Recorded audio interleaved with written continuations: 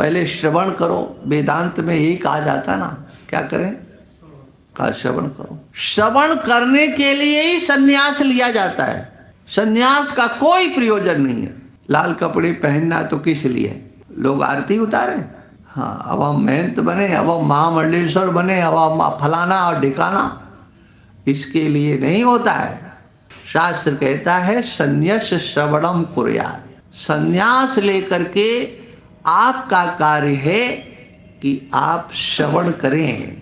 जो मुमुक्षु है उसे सर्व कर्मों का संन्यास करके, मुमुक्षु के लिए, मुमुक्षु का कर्तव्य है, जो मुक्त होने की इच्छा वाला है वह सर्व कर्मों का संन्यास कर दे। कोई कर्म उसके लिए करनी नहीं है। तस्य कार्यम न विद्यते, ये भगवत गीता में कहा गया। यस्त्वात्म रतिरेव स्यादात्म तृप्तस्य मानवः आत्मन्येव च संतुष्टस् तस्य कार्यम न विद्यते।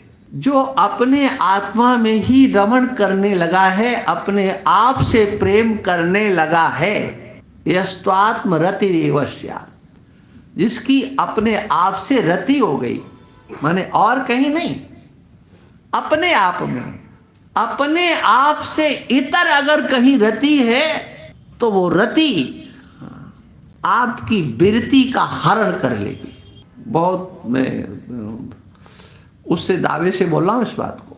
आत्मा से अतिरिक्त यदि कहीं रति है तो आपकी विरति का वो हरण कर लेगी। वो रति आपके अंतर में, अन्य में जो कहीं रति, वो अनेक प्रकार की वासनाओं को जन्म देने में समर्थ हो जाएंगे। इसलिए आत्मरति का अर्थ ही ये है अन्य से विरति। अन्य से विरति होकर के आत्मरति होना।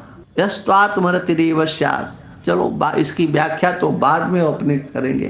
तस्य कार्यम न विद्यते, उसके लिए कोई कार्य शेष नहीं रहता है।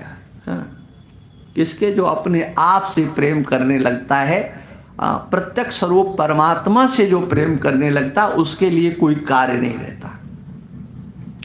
लेकिन जो आत्मा में रति करना चाहता है, संसार में जिसकी रति है और जो आत्मा में रति करना चाहता है, अपने आप से रति करना चाहता है, उसको क्या करना है?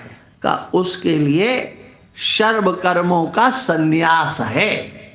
समस्त कर्मों का संन्यास करके श्रवण करे। आत्मा वारे दृष्टव्या श्रोतव्यो मंतव्यो निध्यास्तव्या। यहाँ इस संसार में अगर कुछ देखने लायक है तो केवल अपने आप को देखना। आत्मा वारे दृष्टव्या। हाँ, याज्ञवल्क्य जी मैत्रेय से अपनी पत्नी से कहते हैं, देखो देवी, हाँ, आत्मा वही, हाँ, आत्मा वारे, वही शब्द का वा का अर्थ है वही, हाँ, और वही से आगे अरे पड़ा हुआ है तो क्या हो गया भाई? हाँ, यादि संधि हो गई, या का लोप हो गया, बच गया वाह। आत्मा वारे, आत्मा ही वास्तव में देखने योग्य है। इन बालकों के कारण कर दिया सर, इसलिए कि थोड़ा इनको भी लगे कहाँ हमारी भी कीमत है कुछ। हाँ, हाँ, आत्मा वारे दृष्टव्या, आत्मा ही देखने योग्य है और कुछ देखने योग्य नहीं। माने आत्मा माने आपका अहम। आपका अहम का अर्थ है मैं, है ना? मैं ही देखने योग्य है। हाँ, मैं देखने योग्य हूँ, है ना?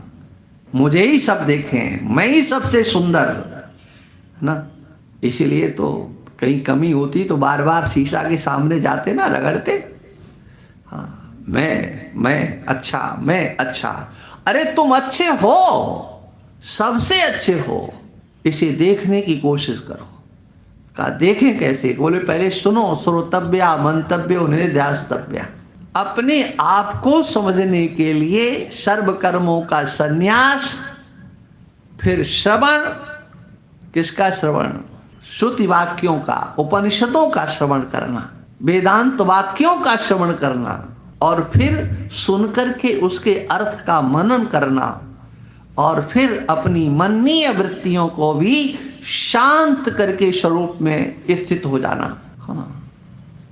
ये करने के लिए कहा गया, आत्मनिष्ठा बनाने के लिए मनन और निधिध्यासन बहुत आवश्यक है। किंतु एक बात देखो, अर्जुन ने भगवान से श्रवण तो किया, मनन करने का समय अर्जुन को कहाँ मिला और निधिध्यासन का समय कहाँ मिला? और अर्जुन से भगवान ने पूछा, बताओ हमने जो कहा ठीक से सुना कि नहीं सुना? तो अर्जुन ने कहा, नष्टो मोहा स्मृतिर्लब्धा, मेरा मोह नष्ट हो गया और मुझे स्मृति की प्राप्ति हो गई। स्मृतिर्लब्धा, आपकी कृपा से मेरे को स्मृति हो गई।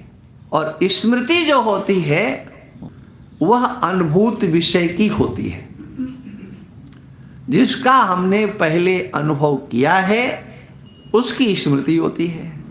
अर्जुन को ये ज्ञान तो पहले से ही था, जो उपदेश भगवान ने किया अर्जुन को ज्ञान पहले से था।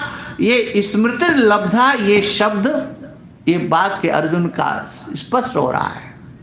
ये है कि अर्जुन समझदार है, कृतज्ञ है, कहा कि वो आपकी कृपा से हो गया, माने आपने उपदेश दिया और ये हो गया, वो तो पहले से था।